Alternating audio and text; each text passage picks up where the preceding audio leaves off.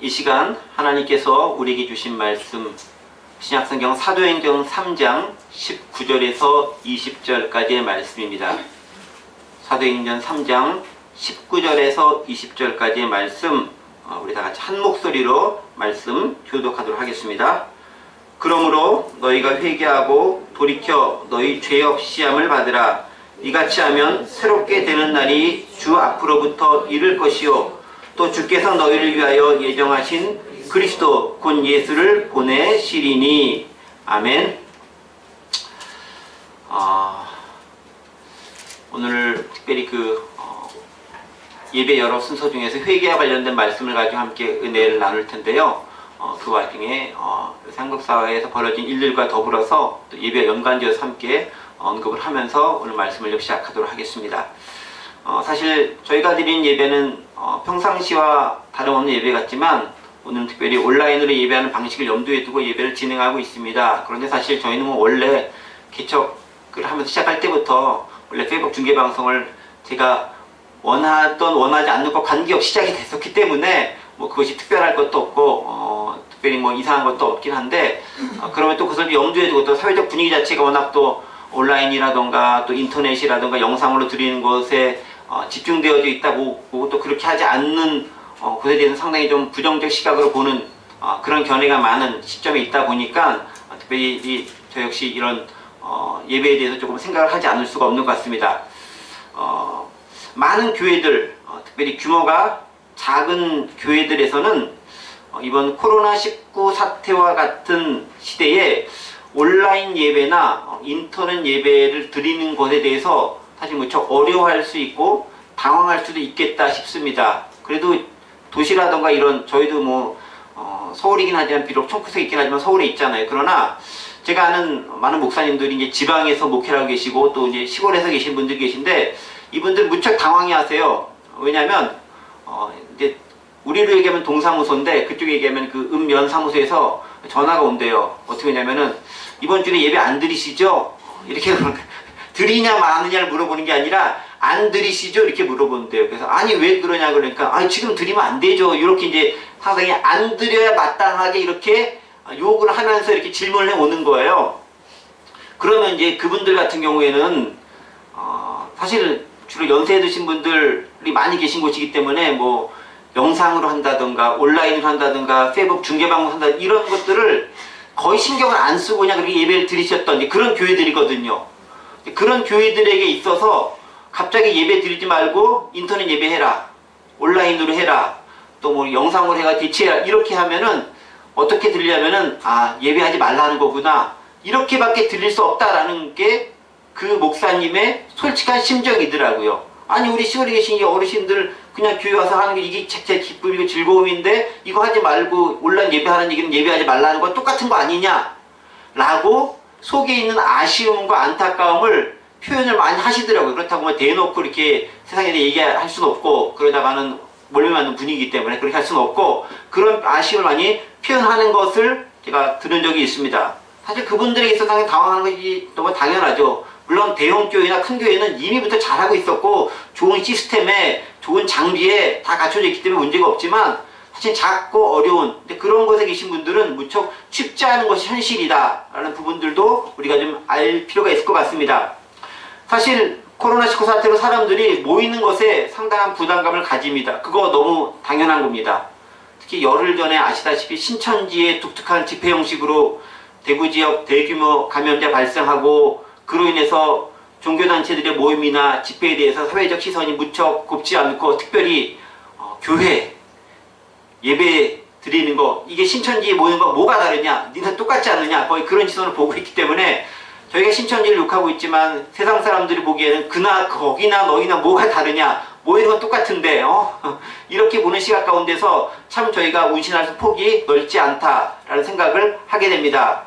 그러나 어쨌든 이런 비단 사회적 시선의 문제뿐만 아니라 따지고 보면 위생과 안전이라는 측면에서도 이렇게 전염병이 창궐할 때는 서로 좀 주의를 기울이면서 나가는 것이 옳은 것이 아닌가 그런 생각을 합니다. 하여서 저희 역시 2주 정도는 밀집해서 앉아서 드리는 예배 형태를 지향하고 방송이 가능한 최소한의 인원, 예를 들면 저희도 이렇게 들으려고 하면은 설교자도 있어야 되고, 또 그래도 반주장이 있어야 되고, 이렇게 뭐 영상 담당하는 사람도 있어야 되고, 이렇게 가족 중심에, 그리고 혹시 가능하시면 이렇게 주변에 사는 분들 중에서 오실 수 있는 오시는 것 정도로 한해서 예배를 진행해 나가려고 합니다.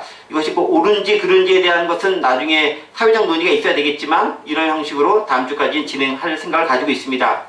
자, 그런데 이렇게 온라인 예배를 드리는 것, 또 인터넷 예배를 드리는 것에 대해서 여러 가지 시각 관점들이 존재할 수 있습니다. 아까 말씀드렸던 것처럼 지방에 계시거나 또 규모가 작거나 어려운 분들, 사실 저희도 마찬가지긴 하지만 그런 분들에게는 정말 이 온라인이나 인터넷에 드린 것이 무척 쉽지 않겠고 힘든다라는 것을 우리 분명히 알 수 있습니다. 그런데 여러분 아시겠지만 한국 기독교가 이 땅에 들어온 지 100년이 넘었습니다. 그리고 캐톨릭도 200년이 훨씬 지났습니다. 그럼에도 불구하고 공식적으로 예배를 중단해서 예배를 안 드리겠다라고 결정한 경우는 사실 한 번도 없었다라고 합니다. 물론 타이에 의해서 강제적으로 뭐 일제강점기라던가 그런 때 이렇게 중단될 수밖에 없는 상황이 있었지만, 그런 것들 제외하고 교회가 자체적으로 예배 드리지 말자라고 결정한 적은 거의 없다라고 합니다. 일제강점기의 압박 속에서도 또 한국전쟁의 참담한 상황 속에서도 예배는 계속 지속되었습니다. 그들은 고통과 죽음을 감내했고 하나님 앞에 신실한 신앙으로 나아가면서 현실적인 어려움과 박해의 상황을 예배를 통해서 하나님 믿는 신앙으로 극복해 나갔습니다. 그런데 현재 상황은 어떨까요? 현재 상황, 뭐 국가적인 종교 탄압 시대에 저희가 살고 있는 것도 아니고, 사실 대한민국 정부가 합법적으로 예배 안 드린다고 해가지고 이렇게 뭔가 법을 집행할 수 있는 그런 상태인 것도 아니고, 게다가 전시 상황도 아닙니다. 그럼에도 많은 교회들이 예배를 중단을 했습니다. 심지어 카톨릭은 전 성당이 미사를 중단한다라고 발표를 했습니다. 이에 대해서 많은 반론들이 있습니다. 과연 지금 상황이 예배를 중단해야 할 만큼 심각한 상황이냐라는 것에 대한 질문들입니다. 실제로 예배를 중단하거나 온라인 예배를 드리지 않고 집회 형태의 예배를 평소와 똑같은 방식으로 드리는 교회들도 상당히 많이 있습니다. 또 우리는 그에 대해서 가타부타 비난하거나 정죄만 할 수가 없습니다. 나름대로의 타당한 이유들이 있을 것이라고 생각이 됩니다. 자, 그렇다면 우리는 이 문제를 어떻게 바라보면 좋을까라는 부분들을 조금 생각해 보고자 합니다. 사실 박해 상황, 그리고 핍박을 받는 상황이다 라고 한다면요, 길을 쓰고 예배를 드려야 됩니다. 죽음을 각오하고 예배가 나와야 되는 게 맞습니다. 공개적인 장소에서 예배하는 게 어렵다면 지하로 숨어들어서 어디 딴 데 몰래 가서라도 비밀 장소를 마련해서라도 사람들이 알지 못하는 거기 가서 예배를 드리고 믿음을 지키고 신앙 안에서 우리를 견고하게 하고 굳게 하는 것이 옳습니다. 그 예배를 통해 사람들의 신앙과 마음의 위로를 주고 하나님께서 함께 하심을 깊이 체험하면서 더 견고한 신앙, 굳건한 신앙을 만들어 갈 수 있기 때문에 그러합니다. 그런데 지금 상황은 그런 상황과 좀 다릅니다. 그렇죠? 예배를 통해 우리의 신앙 상태와 신앙의 수준이 증명되어져야 하거나 견고하게 되는 그런 시국이 아니다라는 거죠. 그런 시점이 아니다라는 겁니다.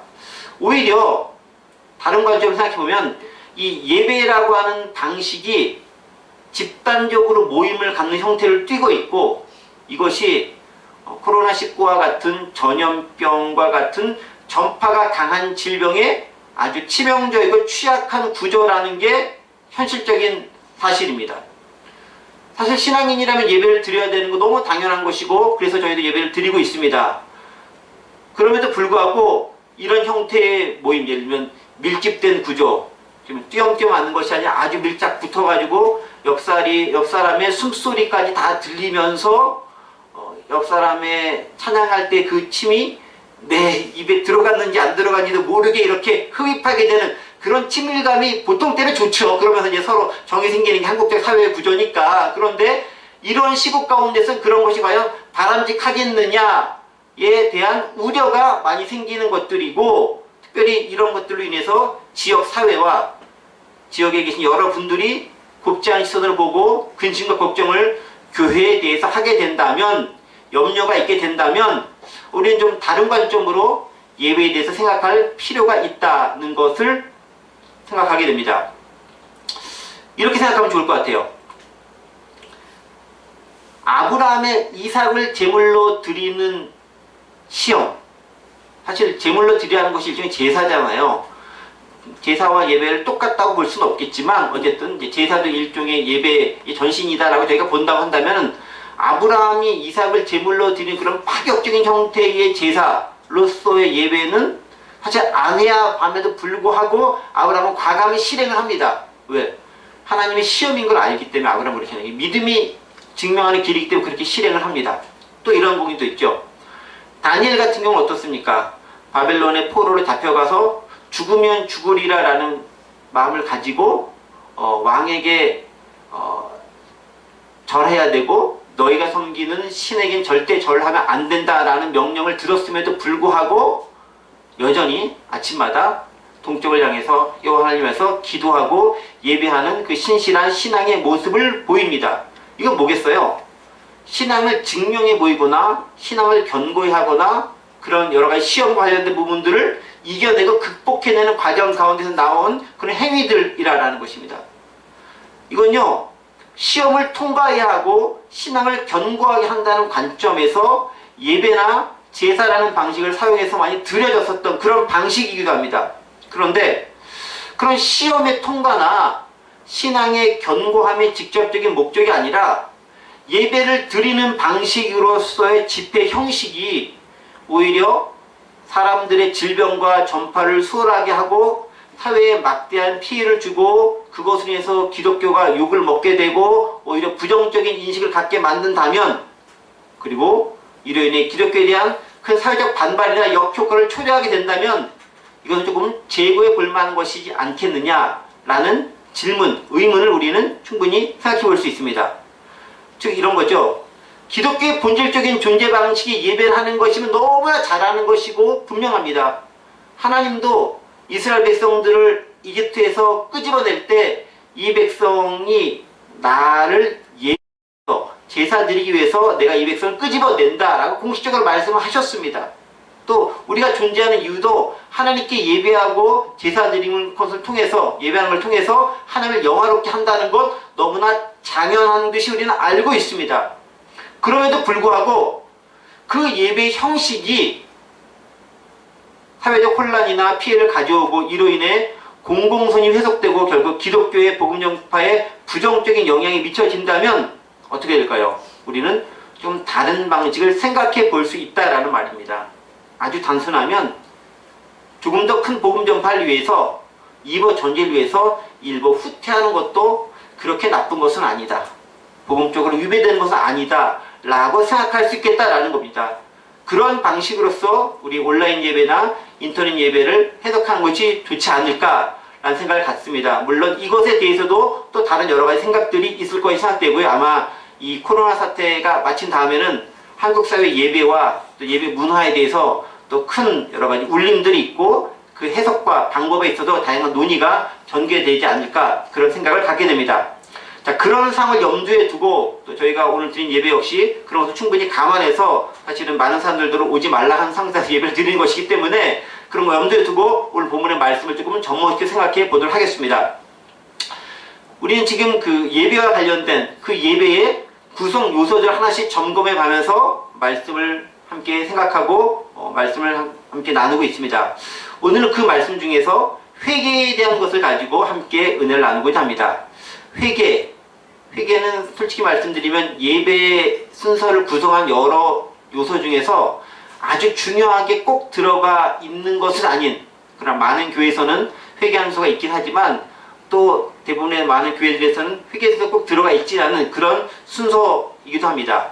예를 들면 신앙 고백, 또 기도, 뭐 찬양, 말씀, 또 맨 마지막에 이제 축도, 이거는 반드시 들어가는 예배의 순서 가운데 하나가 되지만 예배 순서지 가운데 회개라고 들어가 있는 교회가 있을 수도 있고 없을 수도 있고, 이건 좀 항상 그 목회자나 그 교회에 따라서 달라지는 모습을 발견할 수 있습니다.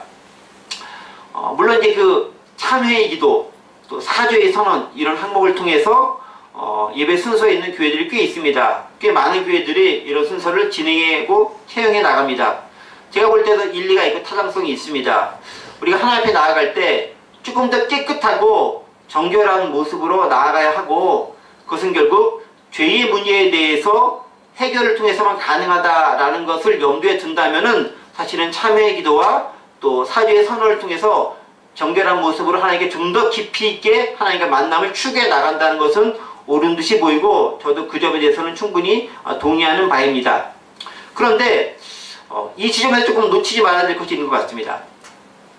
예배 순서의 가운데 진행되어지는 회개라는 것은 원칙적으로 거듭남과 관련된 회개와는 조금 다른 의미의 이 회개라는 것입니다. 예를 들면 사죄, 참회 기도할 때 그 참회라고 하는 것들이 우리가 거듭난다는 의미에서의 회개와는 조금 다른 의미로 작용될 수 있다라는 거죠. 무슨 말이냐면은 우리의 거듭남과 관련된 회개, 특히 오늘 보면 사도행전 3장 19절 20절에 나오는 그 회개는 솔직히 말씀드리면 예수 그리스도의 일회적이면서도 완전한 속죄 사역에 의해서 새롭게 신앙을 갖게 되는 것으로서의 회개를 의미합니다. 그러니까 쉽게 얘기하면은 예수 안 믿다가 나 이제 믿기로 결심하고 그리스도인 됐어 라고 하는 그런 차원으로서의 완전히 인생의 정반대의 인생의 전환점이 되는 것으로서의 돌이킴, 회개가 사실은 오늘 본문 나오는 사도행전 3장 19절 20절에 등장하는 그 회개와 관련된 내용입니다.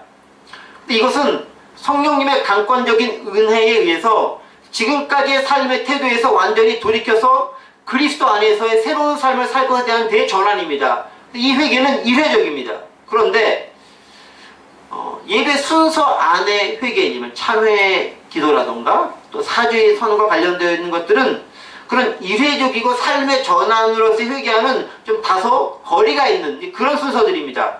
정확히 얘기하면 한 주간 내가 살았던 삶에서 하나님 앞에서 온전치 못한 삶의 편린들, 삶의 순간들이 분명히 있었을 거예요. 없었던 사람은 별로 없었을 거다라고 저는 생각합니다. 이제 그런 부분들에 대해서 하나님 앞에 만나고 예배하러 나왔기 때문에 그런 분들을 고백하는 걸 통해서 조금 더 솔직한 심정으로, 조금 더 깨끗한 심정으로 주님과 만나겠다라는 그 마음의 발로를 가지고 나아가는 것이고, 그렇게 고백하는 것이고, 그것을 통해서 내가 이미 내 말씀으로 그리스도 안에서 예수의 피로 깨끗해졌으니 담대함을 가지고 예배자에 더 깊이 나아가라라는 선언의 그 은총의 말씀을 듣는 것으로 이해하면 좋을 것 같습니다. 그래서 정확히 말하면 리펜트나 컨버전으로서의 회개가 아니라 사실 사죄의 선언에서 말하는 것은 정확히 얘기하면 confession, 즉 죄의 고백으로서의 회개의 성격이 훨씬 강하다라는 것을 우리는 알 수 있습니다. 자, 그럼에도 불구하고 우리는 회개에 대한 부분들이 있어서 중요한 관점을 놓치지 말아야 됩니다. 어느 것이 되었든 간에 내가 잘못했던 것, 그것이 일생 전반에 걸쳐서 돌이키는 것이든 매 순간순간에 있어서 잘못된 것을 고백하고 이제 그런 삶을 안 살겠습니다 라고 하면서 하나님께 나가는 것이든 간에 돌이키는 것과 그리고 전환된다는 의미에서는 동일한 의미를 갖고 있다라는 점 우리는 잊지 말아야 된다라는 것이죠. 어떤 것이든 그런 회개는 중요하다라는 것입니다. 자, 회개에 대한 얘기가 나왔기 때문에 이와 관련된 책 한 권을 좀 소개해 드리면서 오늘 말씀을 좀 계속 지속해 나가도록 하겠습니다. 회개에 관련된 아주 중요한 책이 있습니다. 제가 상당히 감명 깊게 본 책, 이거 많이 추천하는 책이긴 한데 이미 떴군요. 이 책입니다. 짐 윌리스가 쓴 회심이라고 하는 책입니다. 읽을 때 아주 재미있게 쓱쓱쓱 읽히는 것은 아니지만 상당히 유익하고 우리의 시각을 조금 더 이렇게 다르게 볼 수 있는 측면에서 상당히 도움이 되는 그런 책임에 틀림이 없습니다. 이 짐 윌리스 회심이라는 책에서 사실 중요하게 언급되어지는 그런 단어가 나옵니다. 그 단어가 뭐냐면은 역사 속의 회심이라고 하는 단어가 있습니다. 역사 속의 회심. 상당히 무척 중요한 개념으로 등장하는 게 역사 속의 회심입니다. 여기 있죠. 역사 속의 회심. Conversion in History라고 하는 이런 개념입니다. 이건 뭐냐면은 종교가 천재의 역사적 실체들과 관련이 있어야 되고, 특별히 내가 지금 이 시대를 살아가고 있는 우리가 당면한 그런 특수한 상황들에 대해서 따로 뚝 떨어져서 살아가는 게 아니라 연관되어져 있기 때문에 그것과 관련돼서 내가 뭔가 적절한 회심이라던가 조치라던가 삶의 태도의 변화나 이런 부분들이 상호 주고받아서 영향을 미쳐야 된다라는 거예요. 그리고 특별히 두 가지 측면에서 그것이 분명히 드러나야 되는데, 첫 번째가 복음 전파와 관련돼서, 두 번째는 사회 참여와 관련돼서 이것들이 일어나야 된다라고 이야기합니다. 즉 뭐냐면 단지 감정이나 마음의 상태에만 국한된 변화 혹은 돌아섬이 아니라 역사와 사회 속에서 의식을 가지고 참여해야 되고 복음 전도와 사회 참여 모두에 대해서 관심을 가지고 나아가야 한다는 것을 상당히 강조하면서 지은 책이에요. 자, 우리가 생각하기엔 이거 너무 당연한 거 아니야? 라고 생각하고 여기고 있을지 모르겠지만 이게 너무 당연한 거다라고 생각할지 모르겠지만 그렇다고 한다면 여러분들은 참 귀한 복음의 말씀을 잘 들은 분들이다 라고 저는 믿습니다. 왜냐하면 사실 지금까지 기독교, 특별히 수적인 성장만을 강조한 많은 교회들은 사회적 책임으로서의 회심보다는 복음 전도와 관련한 의미에서의 개인 구원으로서의 회심, 회개만을 많이 강조해 온 것이 사실입니다. 뭐냐면 이거죠. 예수 믿고 구원받아 천국 가면 끝. 요 공식으로서의 회개만 많이 강조해 왔다라는 거죠. 아주 일차적이고 원색적인 개인 구원에 치우친 회심만을 강조해 온 것이 사실입니다. 그리고 그것은 어렵고 힘든 한국의 1900년대 중후반의 상황과 딱 맞물려 가지고 우리에게 큰 도움을 주었던 것도 사실입니다. 그렇게 해서 많은 사람들이 기독교로 돌아올 수 있었고 기독교 안에서 새로운 삶을 찾아갈 수 있었고 기독교의 비약적인 성장을 이루는데 큰 공헌을 했다는 것 부인할 수 없는 사실입니다. 그리고 이때 회심은 주로 기도하면서 눈물 흘리고 울고 가슴을 치는 감성적이고 지적인 의미에서 회심이 주를 이뤘습니다. 그런데 이 책에서 언급하는 것은 그것을 넘어서야 한다라는 것이죠. 그것도 중요하지만 거기서만 그쳐서는 안 된다라는 겁니다. 어디까지? 사회까지 나아가야 된다라는 거죠. 사회적 차원까지 나아가야 된다. 즉 공동체의 차원까지 나아가야 된다라는 것을 강조하고 있다라는 거예요. 사회 구원과 사회 참여까지 나아가야 된다라는 거예요. 이것은 뭐냐면 하나님의 나라가 단지 죽어서 가는 내세에만 있는 것이 아니라 우리가 살아가고 있는 이 땅 가운데 그 나라의 도리를 위해서 기도하고 함께 참여하면서 만들어 가야 한다라는 측면에서의 돌이킴, 회심, 회개라는 것을 강조하고 있는 표현이다라는 거죠. 많은 기독교에서 죽어서만 천국 가면 그만이다라는 것을 많이 강조하면서 이야기합니다. 물론 여기 계신 분들은 죽으면 천국 갑니다 라고 저는 최소한 믿습니다. 저도 그런 것을 믿고 있기 때문에. 그러나 솔직히 말씀드리면 내가 죽어서 천국 가는 것은 물론 중요한 문제지만 지금 당장 그것에 관심을 안 가져도 됩니다. 죽은 다음에 가게 될 거잖아요. 그럼 뭘 관심 가져야 되느냐? 어떻게 이 땅 가운데 하나님의 나라를 이끌며 하나님의 나라를 만들어가며 우리가 그것에 사용되어지며 건설할 것인가에 조금 더 많은 관심을 가져야 된다는 거예요. 왜 그렇겠어요? 예수님께서 이 땅에 오신 목적이 그거거든요. 또 죽은 다음에 천국 가라 라는 말을 직접적으로 들은 사람은 십자가상에서 예수님 옆에 있었던 바로 그 강도밖에 없어요. 네가 나와 함께 낙원에 있으리라. 나머지 것들은 뭐냐면 나머지 부분들은 뭐냐면은 예수님께서 이 땅에 오신 목적은 하나님의 나라가 이 땅에 도래하기 위한 하나님 나라의 운동을 평생에 걸쳐 하신 것이고 그것을 위해서 죽으신 것이고 그것을 온전하게 이루기 위해서 부활 승천하신 것이다 라는 거죠. 그러면 회심이라는 것은 궁극적으로 이 사회 가운데서 우리가 어떤 역할을 감당해야 되는 것인가, 우리가 이 땅 가운데 이루어질 하나님 나라와 관계에서 어떤 모습을 펼쳐야 할 것인가에 조금 더 많은 주의를 기울여야 할 필요가 있다는 거예요. 예전에는 예수님이 누군지도 모르는 시대 가운데 복음이 처음 들어왔을 때는 예수 믿고 천국 가면 그걸로 그만이었지만 이제 100년 훨씬 넘은, 캐톨릭까지 합치면 200년 훨씬 넘은 그 대한민국 입장에서 이 사회 속에서 어떻게 기독교가 하나님 나라를 잘 만들어갈 수 있을 것인가, 여기에 좀 더 관심을 가지고 기울일 필요가 있다는 거죠. 그게 또한 중요한 의미에서의 회심이고 회개다라는 거예요. 눈물만 흘리는 감성의 회개에 그치는 것이 아니라 그것도 필요하지만 더 중요한 것은 지금 이 땅 가운데 어떻게 하나님의 나라를 이루기 위해서 우리가 애쓰고 헌신하며 나아갈 수 있을 것인가에 대한 고민이 우리가 뒷받침되어져야 한다. 사실 그것이 결여된 것은 반쪽짜리 기독교에 불과하다는 겁니다. 그리고 온전한 기독교가 아니다라는 거죠. 사실 기독교가 사회에서 지탄받고 있는 많은 이유 중에 하나가 사회 가운데서 하나님 나라를 구현하는 데 많이 인색하거나 무관심하거나 등한시키기 때문이라는 그 비판에 대해서 우리는 변명할 거리가 별로 없습니다. 사실 그렇게 많이 성장해 왔기 때문에 그러하다는 것이. 때문에 우리가 회개라는 걸 했었을 때 그것이 비록 예배 시간에, 참회의 기도 시간에 우리가 한 주간 살아온 것을 잘못된 고백한다 할지라도 단지 하나님, 내가 하나님 보시기에 이러저런 도덕적인 죄를 저질렀습니다, 나는 회개에만 국한하는 것이 아니라 이 세상과 사회 가운데서 내가 해야 할 이런 일을 제대로 감당하지 못한 것에 대한 고백, 그리고 이제는 더 잘 감당하겠다라고 하는 다짐과 결단이 있는 그런 회개로서의 고백이 있어야 그게 좀 더 하나님 보시기에 합당하고 온전한 의미로서의 회개의 고백이 될 수 있다는 것이죠. 또 그것에 대해서 하나님께서 사죄의 말씀, 은총의 말씀 선포해 준 걸 들은 걸 통해서 이제 내가 온전하게 못했지만 이번 주간은, 이 주간은, 앞으로 다가오는 주간은 그래도 합당한 삶을 살아가겠다는 결단을 가지고 세상 속에서, 사회 속에서 더 건전하고 당당하게 예수를 믿는 제자의 모습으로 살아갈 수 있다라는 것입니다. 그래서 따지고 보면은 우리가 이 세상에 살아가는 이유는 그거 아니겠습니까? 하나님의 나라를 이루고 구현하는 것이 우리의 삶의 목표가 되는 것이 맞는 거죠. 그것은 다른 말로는 예수님의 제자의 삶을 제대로 살아가는 것이다라는 것입니다. 그래서 어려움 받는 사람들을 구해주고, 죄 가운데 있는 사람들을 죄에서부터 해방시켜주고, 경제적이거나 몸에 질병 있는 사람들이 있으면 그들이 설 수 있도록 도움을 주고, 이런 모습들이 두루두루 이렇게 펼쳐지면서 다 되어져 나갈 때 비로소 우리는 하나님 앞에 온전한 회개의 모습을 가지고 나아갈 수 있는 것이 아닌가 싶습니다.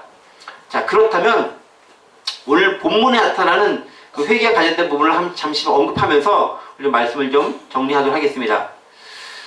오늘 본문의 회개는 무엇이겠습니까? 그것은 앞에서 제가 잠시 언급했던 것처럼 지금까지 그리스도와는 전혀 관계없는, 상관없는, 정확히는 박해와 핍박 그리고 배신하면서 살아왔던 삶을 돌이켜서 이제는 예수 그리스도를 믿는 믿음의 삶을 살겠다라고 돌이키는 그런 의미에서의 본문입니다.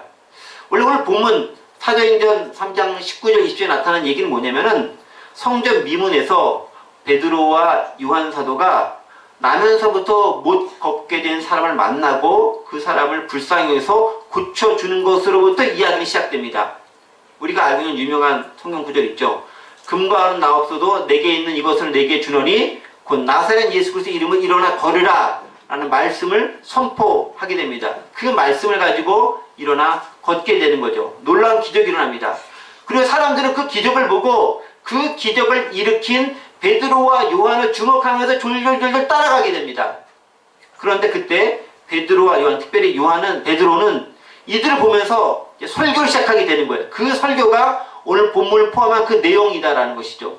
그 내용은 무슨 내용이 되냐면은 기적을 봤을 목격한 사람들에게 너희가 기적에만 초점을 두지 말고 그 기적을 일으킨 근본적인 원인이자 근본적인 분이신 예수님께로 너희가 나아가야 된다라고 하면서 예수님께로 이끌고 인도해 나가는 것을 발견할 수 있습니다. 그러니까 뭐냐면은 기적은 기적 그 자체만 보는 것이 아니라 예수님께로 집중되어야 되며 그 예수님을 핍박하고 예수님을 배신하고 예수님을 버리던 그 삶에서 돌이켜서 예수님을 믿는 사람을 바뀌어야 된다라고 그것을 강권적으로 이야기하고 있습니다. 그것을 오늘 본문 3장 19절에서는 회개하라 라는 말을 표현합니다. 3장 19절에 이렇게 기록되어 있죠. 그러면 너희가 회개하고 돌이켜 너희 죄 없이함을 받으라. 이같이 하면 새롭게 되는 날이 주 앞으로부터 이를 것이다 라고 선언합니다. 무슨 말이겠습니까? 지금까지 예수님과 관계없는, 예수님을 핍박하는, 예수를 믿는 사람들을 핍박했었던 그 삶을 돌이켜서 그것이 죄악된 삶인데 죄 없이함을 받고 주님 앞에 나아가라, 돌이킨 삶을 살아라 라고 이야기하고 있습니다. 무엇을 회개했다고요? 잘못 믿었던 그들의 삶을 회개해라. 잘못 알고 있었던 삶을 회개해라. 잘못 행하고 있었던 삶을 회개해라. 돌이켜라 라는 것입니다. 그리고 예수님께로 나아가라 라고 고백하고 있습니다. 그런데 그렇게 회개를 하고 난 다음에 얻게 될 유익 혹은 결과에 대해서 오늘 보면 19절, 20절에 대해서 이야기하고 있습니다. 세 가지 유익과 결과를 얻는다고 얘기합니다. 첫 번째 유익이 뭐냐면요. 19절 보세요. 그러면 너희가 회개하고 너희 죄 회개를 듣고 돌이켜. 첫 번째가 여기 너희 죄 없이함을 받으라 라고 얘기합니다. 첫 번째 회개의 유익이 뭐냐면 죄 없이함을 받을 수 있는 것, 죄의 사함을 받는다라는 것입니다. 그러니까 이게 이제 원어적인 걸 좀 살펴보면은 죄에 대한 부분에 써야 될 것을 깔끔하게 깨끗하게 싹 지워버렸다라는 거예요. 눈과 같이 씌어졌네라고 하는 우리 그 성경 구절도 있고 찬송가가 부르는 것처럼 그렇게 깨끗이 지워져 버렸다라는 표현이 여기 나오는 바로 그 표현이다라고 합니다. 그래서 회개했을 때 죄의 사함을 받게 된다. 소극적 측면에서 그겁니다. 그래서 적극적 측면에서는 죄의 사함을 받는 것을 넘어서 한 단계 더 나아갑니다. 그 단계 어디냐? 새롭게 되는 날이 주 앞으로부터 이를 것이다 라는 거예요. 여기 있죠. 이같이 하면 새롭게 되는 날이 주 앞으로부터 이를 것이요 라고 두 번째가 새로운 날을 보게 된다 라는 거예요. 그런데 여기 보세요. 영어 성경에는 회개해라. 그 다음에 repent, then turn to God. so that이라는 구문을 통해서 so that과 관련돼서 세 가지 그 so that 구문이 연결되어 있어요. so that 첫 번째, your sin may be wiped out. 너의 죄가 말끔하게 씻어질 것이다. 그 다음에 두 번째, so that 구문도 나오죠. that times of refreshing may come from the Lord. 주님으로부터 새롭게 하는 그런 날들이 오게 될 것이다. 여기입니다. 세 번째도 마찬가지. 또 세 번째가 있습니다. 20절도 좀 펴주시죠. 20절 보면 똑같이 여기도 또 that 구문 또 나오죠. that 이하에 he may send Christ who has been appointed for you, even Jesus. 그래서 너희를 위해서 이미 예정된 그리스도를 다시 보내실 것이다 라는 그런 세 가지 것에 대한 부분들이 예비되어 있다라는 거예요. 어떤 사람에게? 회개하는 사람에게. 그러니까 첫 번째 걸 보면은 죄가 씻어지고 두 번째는 새로운 마음을 갖게 되고 그리고 세 번째는 다시 예수님을 보게 된다는 것입니다. 근데 다시 예수님을 보게 된다는 게 뭐냐면은 재림의 그 순간을 맞이하게 된다라는 거예요. 자, 이걸 조금 더 우리 상황에 적용시켜서 간단하게 말씀드리면 이거죠. 죄의 문제로 고민하고 있다는 것은 뭐겠습니까? 내가 죽음과 사망으로 갈 수밖에 없는 상태라는 것을 의미하는 거예요. 근데 그 죄의 문제 해결됐기 때문에 이제 더 이상 내가 죽음으로부터 자유로워졌다라는 거예요. 그런데 거기서만 그치는 게 아닙니다. 두 번째 아까 19절 보시면은 리프레시라는 단어가 씁니다. 새롭게 되는 날이라고 했는데 영어로 봤을 때 여기 있죠. The times of refreshing이라고 되어 있습니다. 새롭게 되는 날이에요. 단지 죄가 없어지고 그치는 게 아니라 지금까지 침체되어 있던 죽은 것과 같았던 이렇게 뭐 퍼져 있었던 힘이 하나도 없었던 그런 것이 생동감 있게 소생하게 되는 새롭게 되는 이 날로 바뀌게 된다라는 거예요. 회개의 결과가 이런 부분이라는 첫 번째가 소극적인 의미를 이렇게 했다면 두 번째는 좀 적극적으로 내가 새롭고 활기차고 당당하고 기쁘고 즐겁게 그렇게 생활하는 모습 바뀌게 된다라는 거예요. 왜 그렇게 했어요? 죄의 문제 해결되니까 이게 가능하게 되더라라는 것입니다. 그리고 그 사람이 받을 수 있는 마지막 세 번째 게 뭐냐면은 하나님의 나라의 삶을 살아가야 된다는 20절에 그거잖아요. 너희를 위해 예정하신 그리스도군 예수를 보내시리니 예수님의 재림은 뭐겠습니까? 하나님 나라의 완성이 이때 이루어진다라는 거예요. 그러니까 회개하는 자가 오는 것은 소극적으로 보면 죄의 문제 해결되는 것이고 적극적으로 보면은 그것으로 벗어나기 때문에 당당한 삶을 살아갈 수 있는 것이고 그 결과적으로 하나님의 나라를 이 땅에 경험하면서 최종적으로 오게 될 그 나라를 내가 맞이하면서 가게 될 것이다 라는 확증을 받게 되는 삶이다. 그런데 이 삶의 모습 회개가 어떤 부분에 이루어진다고요? 아까도 얘기했듯이 개인 구원의 차원에서 뿐만이 아니라 사회 구원과 관련된 차원에서 통합적으로 통전적으로 이 회개의 모습이 이루어져야 된다고 오늘 우리에게 이야기해주고 있다는 것입니다. 그래서 우리가 예배 가운데 회개할 때 혹 아직 회개라고 하는 단계를 경험하지 못한 분이 계신다고 한다면은 이런 관점에서 우리는 회개가 이루어질 수 있도록 주님께 간구할 수 있어야 돼요. 그런데 솔직한 제 얘기를 드리면 회개해야지 라고 내가 마음 먹는다고 해서 갑자기 회개가 딱 되거나 그런 분들도 간혹 계시긴 하겠지만 대부분 그렇지 않아요. 언제 그게 가능할까요? 소위 말하는 은혜가 입에야 성령님께서 우리 마음 가운데 역사하셔야 그게 비로소 가능하게 되더라라는 것이에요. 그래서 우리가 무엇을 기도해야 되냐면은 하나님 내가 그 마음을 가질 수 있도록 성령께서 나를 주관해 달라고 기도할 수 있어야 되는 거예요. 하나님 내가 이렇게 되는 모습, 회개의 결과도 받고 뭘 회개되지도 않았고 회개가 어떤 부분인지 알았는데 이거 하고 싶어요 라고 머릿속으로만 알고 그치는 것이 아니라 이거 진짜 가능하기 위해서는 이것이 가능하도록 역사하시는 성령님의 은혜가 우리 가운데 임하게 해달라고 기도하실 수 있어야 된다는 거예요. 혹시 그 모습이 없으면은 머리로 많은 지식으로 그치면은 이 지식이 비판적으로만 사용되는 것이지 내게 적용돼가지고 내가 변화된 삶이 역사하지가 않는다라는 게 있어요. 그게 더 큰 문제라는 거예요. 모르면 그냥 모르고 넘어가는데 괜히 조금 알면 그걸 가지고 막 비판하고 정죄하는데 사용할 수가 있다라는 거예요. 그게 더 나쁜 것일 수 있잖아요. 그래서 바라기 원할 게 그거죠. 하나님, 우리 가운데 이런 진정한 회개의 모습이, 이 땅을 향한 안타까운 모습이 나올 수 있도록 성령께서 제발 역사해 달라고 나를 내려놓고 드릴 수 있는 그 기도가 우리 가운데 먼저 선행이 돼야 된다는 거예요. 그러면 하나님께서 정말 적절한 그때에, 여기 아까 타임스 오브 리플렉션에 대해서 그 타임스라는 말이 원어적으로 보면 카이로스의 때입니다. 시간이 흘러서 오는 그 때가 아니라 하나님의 정하신 바로 그때, 우리가 모르는 그 기회로서의 그때, 정말 하나님이 원하신 그때에 그 사람을 변화시켜서 성령님의 강력한 역사를 통해서 하나님의 사람으로 만들어 주실 것입니다.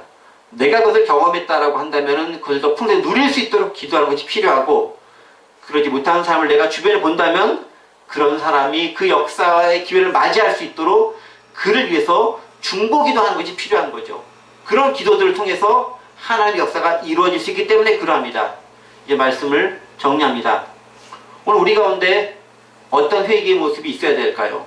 여기 예배드리는 대부분의 분들은 이미 온전한 하나님께로 돌이키는 삶으로 회개를 경험하신 분들이라고 믿습니다. 그렇다고 한다면 우리 삶 가운데서 매 순간 겪게 되는 소소한 잘못들에서 고백하는 것을 통해 하나님 앞에 온전히 더 나아갈 수 있어야 되겠습니다.